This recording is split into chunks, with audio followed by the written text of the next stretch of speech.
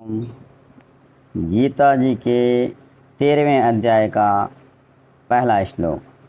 श्री भगवान वाच इदं शरीरं कौन्तेय क्षेत्रम् इति अभिधीयते एतत्यो वेत्ति तं प्राहुः क्षेत्रज्ञ इति तद्विदः। अर्थ, श्री भगवान जी बोले, हे कुंती पुत्र अर्जुन, यह रूप से कहे जाने वाले शरीर को क्षेत्र कहते हैं और जो इस क्षेत्र को जानता है उसको ज्ञानी लोग क्षेत्रज्ञ नाम से कहते हैं। मनुष्य ये पशु है, ये पक्षी है, ये वृक्ष है, ये ऐसा है, ये वैसा है, आदि आदि भौतिक चीज़ों को यह रूप से कहता है। और यह मेरा शरीर है, ये मेरा हाथ है, मेरा रूप है।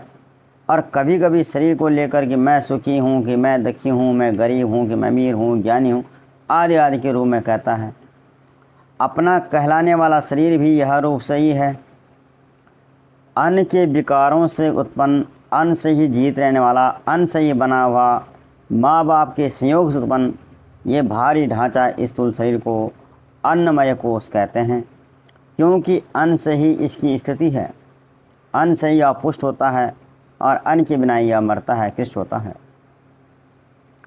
दूसरा, 5 ज्ञानेंद्रियाँ हैं, 5 कर्मेंद्रियाँ हैं, जिनसे हम अनुभव करते हैं और जिनसे हम क्रिया करते हैं। मन और बुद्धि और प्राण, इन कुल 17 के संयोग से बना हुआ 17 तत्वों के प्रधानता से लेकर बने हुए सूक्ष्म शरीर है। उस सूक्ष्म शरीर को प्राणमय कोश कहते हैं। एक स्थूल शरीर तो बाहर का ढांचा हो गया, और भारी ढांचा तो मरे हुए का भी होता है, लेकिन उसमें प्राण नहीं होते। लेकिन जिसमें क्रिया होती है, 5 कर्मेंद्रियाँ, 5 ज्ञानेंद्रियाँ, 1 प्राण, 1 मन और 1 बुद्धि, ये 17 तत्वों का जो होता है उसको सूक्ष्म शरीर कहते हैं। सूक्ष्म शरीर को ही प्राणमय कोश कहते हैं। मन की प्रधानता वाला मनोमय कोश और बुद्धि की प्रधान वाला विज्ञानमय कोश भी इस सूक्ष्म शरीर के अंतर्गत ही आता है। बुद्धि की जहाँ तक पहुँच है, बुद्धि का ज्ञान मनुष्य, जहाँ तक बुद्धि की पहुँच है, मनुष्य उसका ज्ञान रखता है, वहाँ तक तो ये शरीर चलता है। और उसके आगे जो है, बुद्धि के आगे नहीं जानता, वो अज्ञान है। उस अज्ञान को ही कारण शरीर मानते हैं। अज्ञान ही कारण शरीर है। शरीर से लेकर बुद्धि तक की समझ रखने के कारण ही सत असत योनियों में आने जाने का कारण है। इस कारण शरीर को ही आदत कहते हैं, स्वभाव और प्रकृति भी कहते हैं, और इसी को आनंदमय कोश भी कहते हैं। जब हम जगे हुए होते हैं, जागृत समय होते हैं, तो हमारे स्थूल शरीर की प्रधानता होती है और उसमें सूक्ष्म और कारण शरीर भी हमारे साथ रहता है। लेकिन जब हम सो जाते हैं, स्वप्न में रहते हैं, तो उस समय सूक्ष्म शरीर की प्रधानता रहती है। स्थूल शरीर पड़ा रहता है, लेकिन सूक्ष्म शरीर चलता रहता है, और सूक्ष्म शरीर का कारण शरीर भी साथ रहता है। लेकिन जब सुषुप्ति में होते हैं, गहरी नींद में होते हैं, तो उस समय न शरीर का भान होता है और ना ही सूक्ष्म शरीर का भान होता है। जो अन्न से बना हुआ ये भारी ढांचा, उसका ज्ञान भी रहता, और सूक्ष्म शरीर का भी हमारी इंद्रियां, मन, बुद्धि सब सोए रहते हैं, सुस्त रहते हैं, इनका भी हमें भान नहीं रहता। तो जो शरीर के भीतर से संचालित होते हैं, ज्ञानेंद्रिय, कर्मेंद्रिय, मन, बुद्धि, ये भी सुषुप्ति में अज्ञान में लीन हो जाती हैं। अतः सुषुप्ति अवस्था कारण शरीर की होती है। जागृत और स्वप्न अवस्था में तो सुख का अनुभव होता है, पर सुषुप्ति अवस्था में सुख तो रहता है पर दुख का अनुभव नहीं होता। इसलिए कारण शरीर को आनंदमय कोश भी कहते हैं।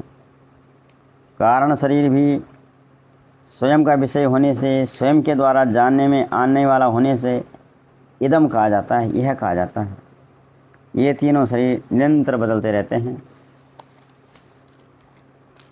और जीवात्मा इन तीनों शरीरों को अपना मानने से, अपने में रहने वाला मानने से, इन तीनों शरीरों की कोष यानी थैला, भाई कहीं ना कहीं तो ये आत्मा रहती है, तो इसको कोष की संज्ञा दी जाती है इन शरीरों को, क्योंकि जीवात्मा इन तीनों शरीरों में से किसी न किसी एक के साथ रहता ही है। एक छोटे का दूसरे में रहता है, दूसरे छोटा तीसरे में रहता है। यह शरीर एक खेत की तरह है, यह शरीर एक खेत की तरह है, और जैसे खेत में तरह तरह के बीज डाले जाते हैं तो तरह तरह का अन्न पैदा होता है, ऐसे शरीर में मैं मेरा अहमता ममता करके मनुष्य अलग अलग तरह के कर्म करता है, और उन तरह तरह के कर्मों के करने से उसके जो संस्कार बनते हैं वो उसके अंतःकरण में पड़ते हैं, और उन संस्कारों के जब वो फल रूप में बदलते हैं, प्रकट होते हैं, तो तरह तरह के हमें शरीर मिलते हैं, कीट पतंग पशु पक्षी जो भी हो। तो जैसे शरीर से बीज बोया जाता है, जैसा बीज बोया जाता है, जैसे कर्म किया जाते हैं शरीर से, वैसी फसल वैसी फसल पैदा होती है, वैसे मतलब जैसे कर्म किया जाता है उसी के अनुसार ही हमें दूसरी दूसरी परिस्थितियाँ शरीर आदि मिलते हैं, और जन्म मरण का चक्कर चलता रहता है। जीवात्मा ने भूल से इस शरीर को अहम मैं रूप से मानकर इसमें फंस जाता है, और जड़ पदार्थों से अपनी महत्ता मानकर, भाई जैसे धन शरीर के काम आता है, आत्मा के तो किसी काम का नहीं है, और धन भी डायरेक्ट शरीर के काम में नहीं आता, उसको भी परिवर्तित किया जाता है, बदला जाता है किसी न किसी रूप में, और तो वो चीज़ उसके काम आती है। वही अन्न पानी जो लेना होता है उसी शरीर को वही काम आता है। फिर मनुष्य धन को लेकर मैं धनवान हूँ, मैं गरीब हूँ आदि आदि बातें मानता है, और मान करके सुखी दुखी होता है। जीवात्मा इस शरीर को जानती है। हम कहते हैं ना मेरा आँख है, मेरा पैर है, मेरा ये हो गया, मेरा वो हो गया, तो मैं नहीं कहता कि मैं चोट लग गया, ऐसे नहीं बोलता है। ऐसे बोलते मेरे हाथ में चोट लगी, मेरे पैर में, यानी कि मैं अलग हूँ और शरीर अलग है, मेरी बुद्धि अलग है, मेरा मन अलग है, इस तरह से अलग अलग। और इनसे संबंधित वस्तुओं को भी मेरा घर, मेरी पत्नी, मेरा बच्चा इस तरह से मानता है। और कभी कभी जीवात्मा इस शरीर को मैं भी कह देता है कि मैं गोरा हूँ, कि मैं काला हूँ, कि मैं राम हूँ, कि मैं सुखी हूँ, कि मैं दुखी हूँ। तो इस तरह जो शरीर को और इस शरीर के मालिक जीवात्मा को जानता है, जिसको इसका बोध हो गया कि शरीर अलग है और जीवात्मा अलग है, खेत अलग है और खेत का मालिक कोई और है, जिसको इसका बोध है वह महापुरुष ही जीवन मरण के बंधन से मुक्त हो सकते हैं, छूटने के लिए उपाय कर सकते हैं। क्योंकि मनुष्य शरीर से ही बंधन होता है, और शरीर जितने भी हैं और जितनी भी योनियाँ हैं वह तो अपने सर्कल में घूमते हैं, जो पूरा प्रारब्ध को ही भोगते हैं, उनके लिए उससे आगे नहीं बढ़ सकते हैं।